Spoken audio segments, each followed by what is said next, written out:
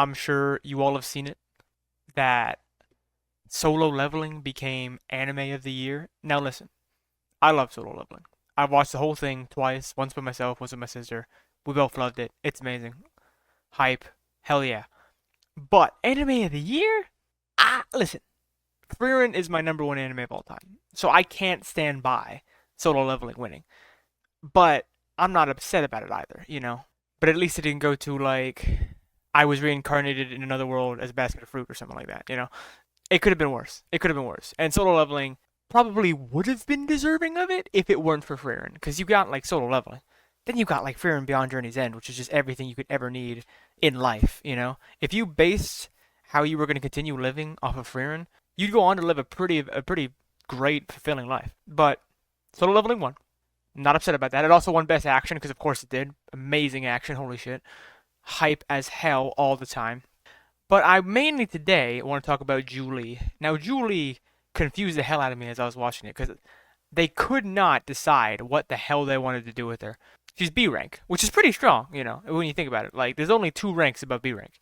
But she's scared, so she's doing D and E rank dungeons, which is how she knows Sung Jin Woo, which is cool. Like that, you know, a little bit of character, a little bit of story. It's awesome. But then of course the double dungeon event happens, and we all saw what happened there. And honestly, like I'm not blaming her for being traumatized. I'm not about to say like lock the hell in after you see like that. But I will say, like, could she make up her damn mind, right? So the double dungeon happens. She gets traumatized. She's in her room for a couple of days, doesn't want to do anything. Then she's like, you know what? I'm gonna go back on another mission. She goes back on another mission. More terrible shit goes down. She retires. Again. She stops hunting again and like fully retires this time. But then the island thing runs around, and then she comes out of retirement again to be like one of the defenders on the shore. And you know, especially when her last scene with Sung Jin Woo was like her being like, "If you're ever in my part of town, you know, come see me." It seemed pretty finalizing, and then she's back again, and I really gotta wonder like, what's the game plan from here? What are we gonna do with this character? Because I mean, you know, it's solo leveling, so what are they gonna do with any character beyond this point?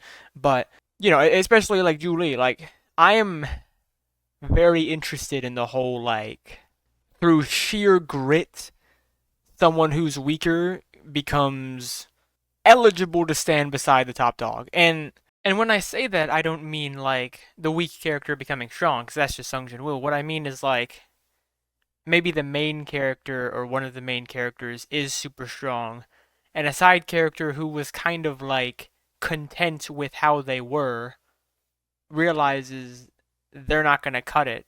And so through sheer force, they basically like claw their way up to the same level as them, you know.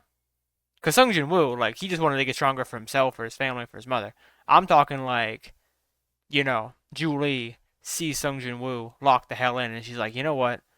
I gotta follow Sweet, because the way I am right now ain't cutting it. One of the people's biggest complaints with solo leveling is that no one besides Sung Jin Woo gets really any spotlight, any development, any. I think if I were to take the reins, I would definitely have like a experimental. And by the way, this is of course based off of Blue Lock. I mean, I'm not even gonna try and hide it. You probably already guessed, but this is based off when Kunigami walked out of the wild card. Everyone knows that, but I think like a training project where they take lower ranked people and train them to be a part of higher ranked dungeons. Like, you know, so they take C ranks and train them to be good enough to be with B ranks. You know, some real cool shit.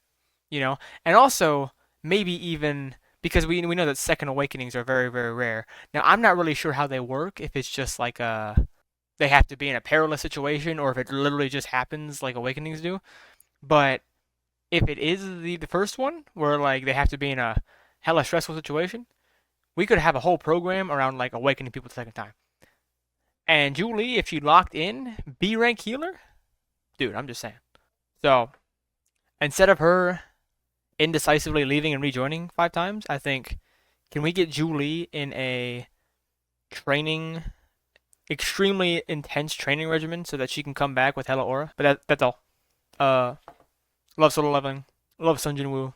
My goat. Goodbye.